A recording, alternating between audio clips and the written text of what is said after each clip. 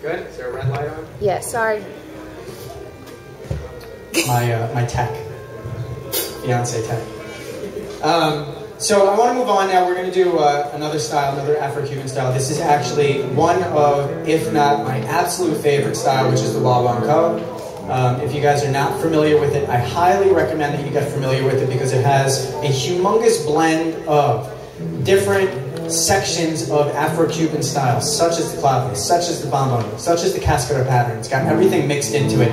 And once you lock this groove in and you understand how you can move around this groove, it really, really moves. It really, really grooves. So let's start with the origin first, right? Guaguanco uses the rumba clave as a guide. It was originated in Cuba as an Afro-Cuban rhythm.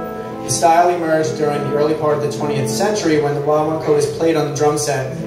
What you're doing is emulating different percussion instruments, all right? This was around before the drum set was around, and the different parts, such as the conga melody, which is played on the snare, the ride hand is playing the cascada pattern, the bass drum is playing the bombo note, or the and of beat 2 on the 3 side of the clave, right? We went over that. And the hi-hat foot is playing the rumba clave pattern, and it's tricky for independence purposes, which is why it's a really good style to learn. It works on your independence. It's important to note that in Afro-Cuban music, the drum set is the least important of all percussive instruments. If there are other percussion players performing any of the guaguanco parts, the drum set player would adjust and remove that section accordingly so as not to step on the toes of the other players. So, sorry drum set players, you know, if you have a timbali player that's there, you have to, if you have a conga player there, you have to remove the snare drum. If you have somebody that is playing the rumba clave on a block or whatever the case is, you then have to remove that left foot. And that really gets tricky if you're sitting in with an Afro-Cuban band, because then you have to remove piece by piece what you are now used to playing as a groove. That becomes a real challenge. What we'll do is we'll break this down. Okay, let's see, the best way to do it, I guess, would be to start with the cascada pattern on the, let's do the cowbell. Okay, so this is in 4/4 also. 1 and 2 and 3 and 4 and 1 and 2 and 3 and 4 and 1 and 2 and 3 and 4 and 1, 2. Okay, now while doing this, you start to add the rumba clave pattern on your foot. It starts getting tricky.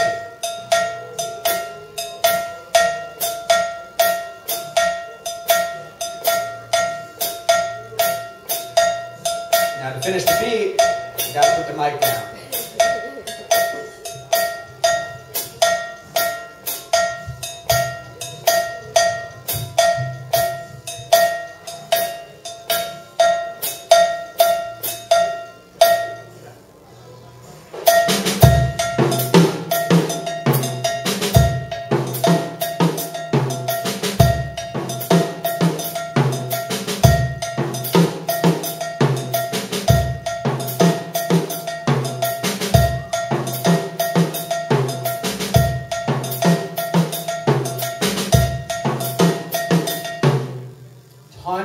Going on with that, right?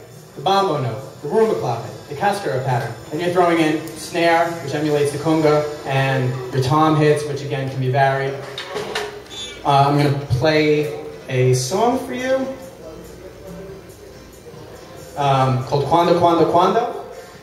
Don't know if you guys are familiar with it or not, but it's just a really fun tune.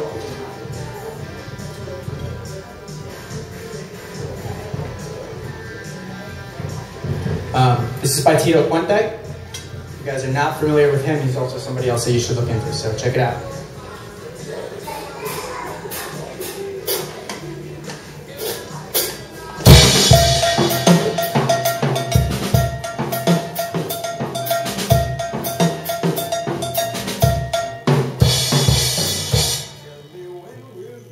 Sorry guys, I gotta start that one more time.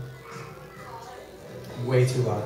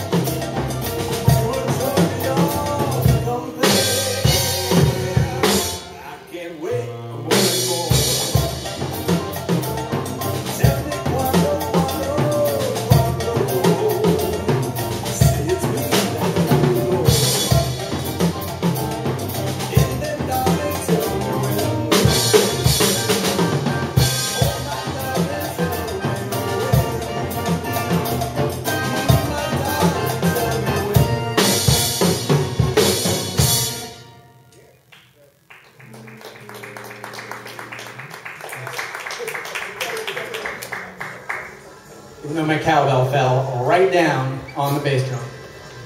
So that's a Guaguanco. That's just an example. Again, I just absolutely love it. The feel of it, the flow of it, the fact that it gives me a lot of left foot independence. And I actually take that a step further. For me, in order to really work that left foot independence, I'll take something like the rumba clave and use a book like Louis Bellson's Modern Reading of 4/4 or Gary Chester's New Breed, which is probably my all-time favorite book to work out of.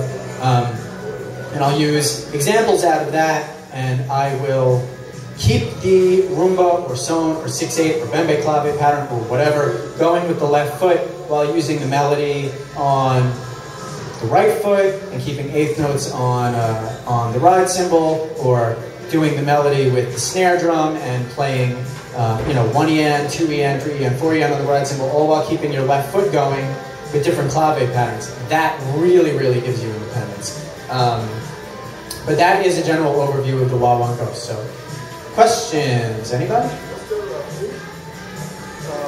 Yeah, actually, when you started this thing, when you do the clave and the hi-hat, you start with just 2 hands, or you throwing everything, just practicing the cowbell pattern and the clave on the ride? When I started to learn how to do the Guaguanco?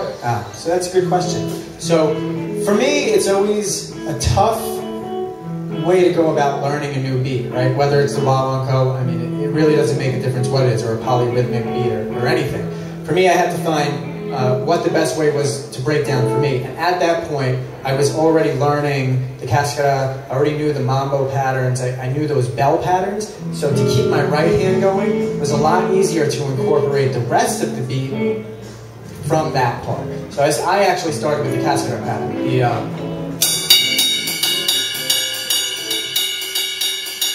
For me, that was easier to keep going because I already had that muscle memory, and then add in the rest of it. I did the right foot, I did the right hand, then I did the left foot, and then I added in, the snare and toms and everything like that. And it's a tough one.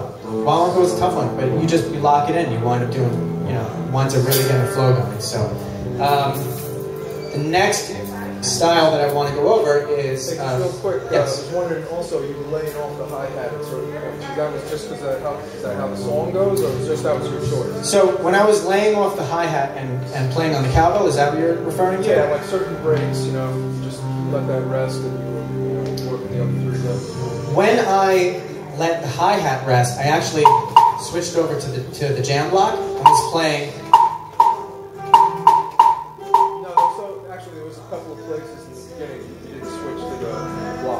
Oh, okay. It might have been in between fills or transitions. Yeah.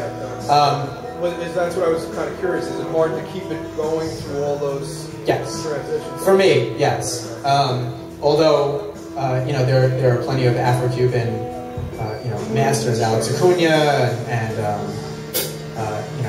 El Negro, and all those guys who can do it through whatever fills or whatnot. For me, I guess when I start concentrating on doing something that's a filler outside of the groove, sometimes I lose sight of keeping the